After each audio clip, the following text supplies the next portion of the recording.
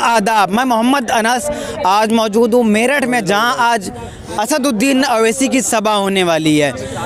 हमारे साथ कुछ लोग मौजूद हैं, उनसे बात करेंगे कि किस तरह स्वागत होगा असदुद्दीन अवैसी में। कि आप पहली मर्तबा यहाँ पर असदुद्दीन अवैसी आ रहे हैं, क्या सर किस तरह स्वागत होगा असदुद्दीन अवैसी का? देखने इंशाअल्लाह ताला, जैसे क्रांतिकारी सरजमी है, इंशाअल्लाह क्रांतिकारी स्वागत होगा वैसे साहब। यहाँ पहली मर्तबा आ रहे हैं? नहीं, 2017 में वैसे साहब मेरठ की सरजमी पर आए थे। एक सैलाब था, लेकिन जो 13 तारीख की हमारी परमिशन कैंसिल हुई है, उसको देखते हुए लोगों के अंदर इतनी रुचि आई है कि इंशाअल्लाह ताला देखना कि आपको रोड पे जाम हो जाएगा इंशाअल्लाह ताला।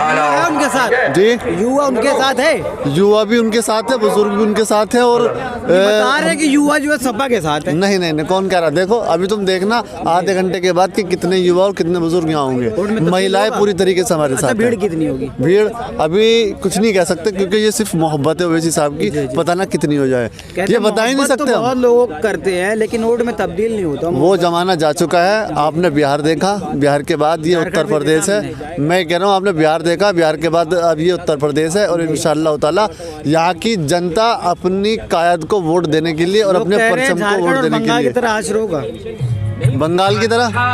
मैं कह रहा हूँ, तुम बंगाल को 1 मिनट छोड़ दो, उत्तर प्रदेश में रहते हो, उत्तर प्रदेश की बात करो। और उत्तर प्रदेश के अंदर वो जनाधार होगा इंशाअल्लाह ताला।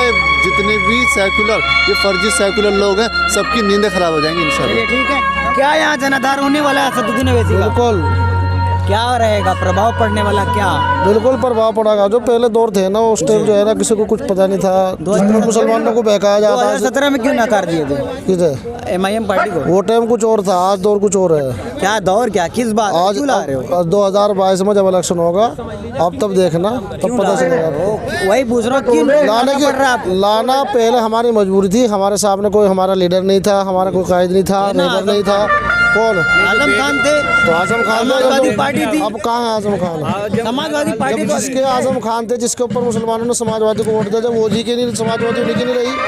चलिए, आजम खान को लेके बैठे हुए हैं, शफीकुर रहमान बर्क उनके साथ है कि नहीं उनके साथ?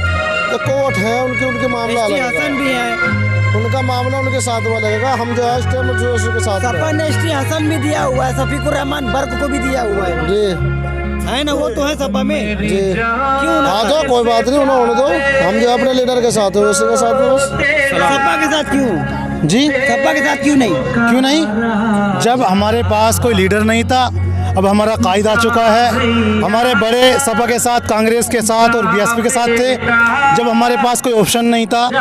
और अब हमारे पास एक रहबर है, हमारी अपनी जमात है।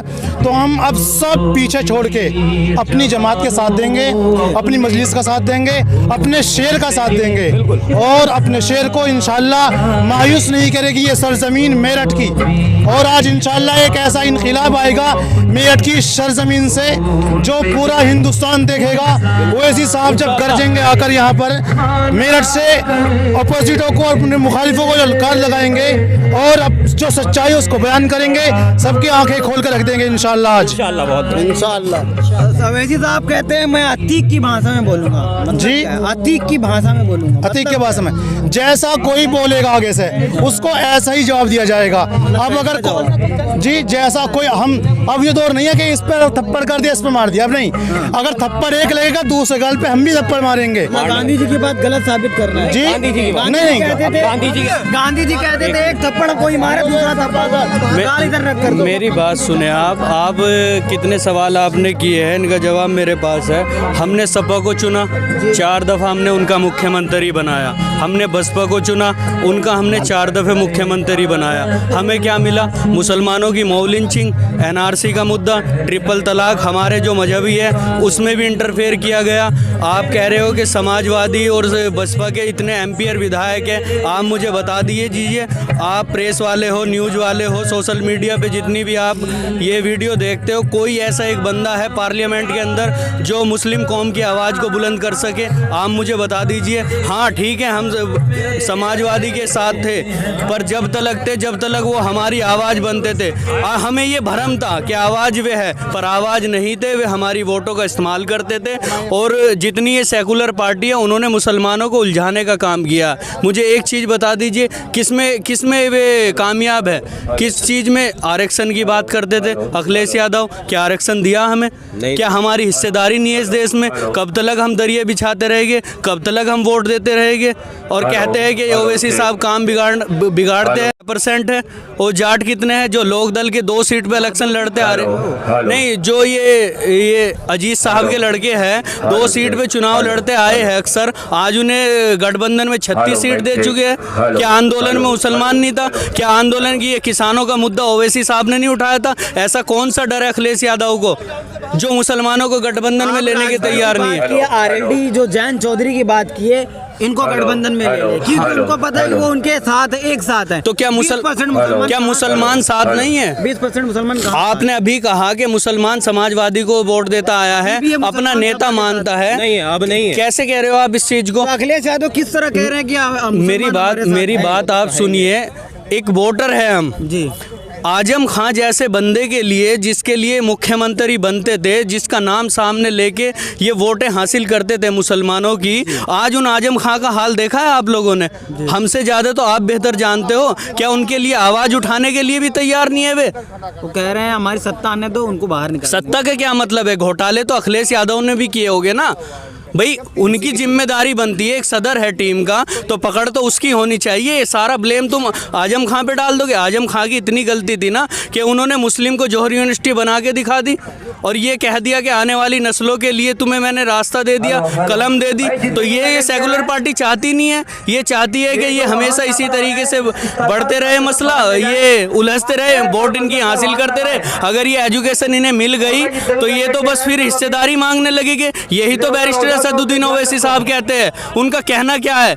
मैं हर युवा के हाथ में कलम देखना चाहता हूँ, ना कि तलवार। बीजेपी वालों के हाथ में जैसे तलवारें दिखती हैं ना, आपने देखा होगा सोशल मीडिया पे कितनी। मुसलमानों के हाथ में एक हाथ में कुरान और कंप्यूटर देखना चाहते हैं। हाँ तो क्या गलत है? वो देश मोदी जी कहते हैं। कौन कहते हैं? सिर्फ कहते हैं। मुझे एक चीज बता दो, आप इतनी चीजों को कवर करते हो, इतने लोगों के बीच जाते हो, एक चीज कहते तो वे सारे जुमले हैं मोदी जी के। बता दीजिए ग्राउंड पे क्या स्थिति है, आप दिखा दो। और मुस्लिम क्षेत्र के अंदर आपने देखा है, एजुकेशन तो दूर की बात है, हॉस्पिटल तो दूर की बात है। ये देख लो, रोड सड़कें देख लो ना, नालियों जाम रहती है, पानी भी इतना रोडों पे भरा रहता है। क्या दिया उन्होंने? उत्तर प्रदेश में तो सबसे ज़्यादा बेड़ा गर्क मुसलमानों का हुआ है। मुझे बताइए ना आप सोशल मीडिया वाले, और सवाल किए, आपको सब सवालों का जवाब मिलेगा। ऐसी बात नहीं है, मजलिस के बंदे हैं, एजुकेशन भी है उनके पास, एजुकेटेड भी है। जो ये ओवैसी साहब ने जो कारवा बढ़ाया, ओवैसी साहब को क्या ज़रूरत थी? अरे ओवैसी साहब अगर पार्लियामेंट के अंदर बोलते हैं मुस्लिम हक के लिए, हर कोई अपने उसके लिए बोल रहा है, हर कोई अपनी हिस्सेदारी के लिए बात कर रहा है, तो हम क्यों नहीं कर सकते हिस्सेदारी की बात? अगर हम हिस्सेदारी की बात करते हैं तो हमें ब्लेम किया जाता है, उंगलियां उठा दी जाती है हमारे पे। ये क्या चल रहा है इसमें? कहते हैं कि सिर्फ मुसलमानों की बात करते हैं। मुसलमानों क्यों करते हैं? जो संविधान को मानता है ना इस देश के अंदर, उनकी बात करते हैं, पिछड़ों की बात करते हैं। बताइए आप मुझे, किसकी बात नहीं करते? लोकसभा के अंदर क्या मुद्दा नहीं उठाते ओवैसी साहब? क्या किसानों का मुद्दा नहीं उठाया उन्होंने? बताइए मुझे। अगर ये अब एक कानून लेके आए हैं, अरे आप देख लो, ये हमारी शरीयत के पीछे इतना पड़ गया है। अभी तो पहले तो ट्रिपल तलाक का मसला था, अब ये है बालिग की जो उम्र है वो 21 साल कर दी। 18 साल की उम्र में वोट लेके तुम पीएम बनते हो, और अब तुम उनकी शादी की उम्र क्या वे पार्टनर नहीं अपना चॉइस कर सकते? नहीं कर सकते क्या? आप मुझे बताइए कैसे कैसे कानून लेके आ रहे हो? अगर अनपढ़ के हाथ में देश होगा ना तो देश का यही हाल होगा। और ये बैरिस्टर है हमारे, एक भी चीज आप ये बता दीजिए मुझे, वे संविधान से अलग बोलते हो, मुझे बता दीजिए आप। थोड़ी क्या लग रहा है आप 2022 में कौन आ रहा है? देखिए ये फैसला तो जनता करेगी और आने वाला वक्त आपको आप बता क्या देगा। फैसला किए हैं? हम तो ये फैसला किए हैं कि इस बार अब की बार ओवैसी सरकार। जी। अब आप कहेंगे कि ओवैसी साहब सरकार नहीं बना सकते हैं, बिल्कुल सही बात है कि हम अभी इतनी तादाद में नहीं है, हमारी पार्टी उत्तर प्रदेश के अंदर इतनी मजबूत नहीं है कि अपनी सरकार बनाए, लेकिन हाँ हम सरकार बनाने नहीं, सरकार गिराने का और बनाने का काम करेंगे। हम उस कुर्सी का एक पाया बनेंगे, जो कुर्सी पर बैठेगा सीएम उसका एक पाया बनेगा कि हमारे बिना उस कुर्सी के अंदर पे कोई नहीं बैठ सकता। गठबंधन में कोई आपको ले नहीं रहा, कैसे बना? अरे दोस्त ये तो सब अभी दिखावा चल रहा है, आप आगे आगे देखिए। ओवैसी साहब का बहुत छोटे छोटे दलों से बात चल रही है और वो उनको लेकर के एक अपना दल तैयार करने वाले हैं। वो बड़े हमारे लीडर जो कायद कहेंगे हम उनके पीछे हैं, लेकिन इस बार के मुसलमानों ने ये ठान लिया है कि अपना झंडा और अपना डंडा, अपनी क़यादत की बात करेंगे, क्योंकि अब तक के जितने भी वैसे सब युवाओं को भड़काने आते हैं। अरे मेरे दोस्त युवा कभी भड़कता नहीं है, युवा कभी नहीं भड़कता, युवा समझदार।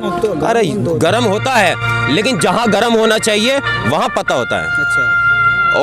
युवा जो है बुज़दिल नहीं है आज का युवा, कि कहीं जहाँ गर्म होने वाली बात होगी वहाँ भी ठंडा बैठा रहेगा। समझ रहे हैं? तो ओवैसी साहब जो है उत्तर प्रदेश क्या पूरे हिंदुस्तान के कौम का दर्द जानते हैं कि कौम इस वक्त क्या चाहती है, इसीलिए वो कौम की जो बात करते हैं तो युवा जो है जोश में आ जाता है। क्यों? जब मेरे हक की बात होगी और कहाँ मुझे दबाया जाएगा और कोई मेरा सपोर्ट में आके बोलेगा नहीं ये बात सही कर रहा है, ये बंदा सही है अपनी जगह पर, तो मैं उसके लिए एक जज्बात आ जाएंगे, मेरे जज्बात बाहर निकल जाएंगे, वही होता है। और अच्छा, वैसी जो है युवाओं को भड़काने आते हैं, आप तो बुजुर्ग हैं। नहीं वो किसी को नहीं भड़काते, वो हक की आवाज़ उठा रहे हैं। और ये MIM पार्टी जो है असदुद्दीन ओवैसी, बारिस्टर असदुद्दीन ओवैसी पार्टी, ये तमाम समाजों को लड़ा रही है और जिसकी जितनी संख्या भारी उतनी उसकी हिस्सेदारी। नहीं करेंगे ताबेदारी, लेंगे देंगे हिस्सेदारी। हम 5 चीज़ों में अपनी तमाम समाजों के अनुपाति के आधार पर 5 चीज़ों से लेना चाहते हैं। नंबर 1 सरकारी कुर्सी, नंबर 2 सरकारी कलम, नंबर 3 सरकारी वर्दी, नंबर 4 सरकारी बंदूक, नंबर 5 सरकारी कास्तूर। इन 5 चीज़ों में हम अपनी हिस्सेदारी लेना चाहते हैं और तमाम समाजों की जी जी जी जी हिस्सेदारी दिलाना चाहते हैं। चलिए, ये थे मेरठ की जनता। असदुद्दीन ओवैसी की थोड़ी देर में सभा शुरू होने वाली है। मिलते हैं आपको अगली वीडियो में।